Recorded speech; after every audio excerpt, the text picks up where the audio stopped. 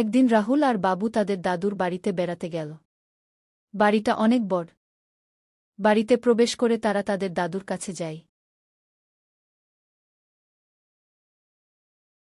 বাবু বলল, পাশের ওই রুমটাতে কেউ যায় না কেন?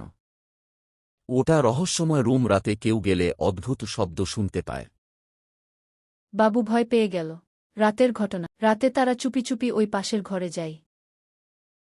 ভূ আর অদ্ভুত শব্দ শুনতে পেয়ে তারা ভয় পেয়ে যায়, কিন্তু দেখে সেখানে কোনো ভূত নেই, একটা বিড়াল আছে। তারপর তারা দাদুকে বলতে যায় ওই পাশের ঘরের কথা। দাদু, আজ রাতে আমরা ওই পাশের ঘরে গিয়েছিলাম, দেখি ওখানে একটাও ভূত নেই, একটা বড় মোটা বিড়াল ছিল। তুমি তো বলেছিলে যে ওই গ্রামের শেষ মাথার ভূতের বাড়িতে নাকি ভূত আছে। আমি তো আগেই বলেছিলাম যে ওখানে রহস্য আছে। তার মানে তুমি সব জানতে? হ্যাঁ।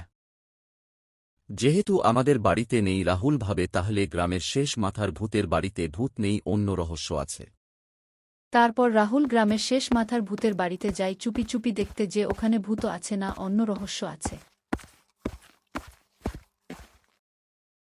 ঘরে প্রবেশ করতেই হঠাৎ ঠান্ডা বাতাস বইতে শুরু করে।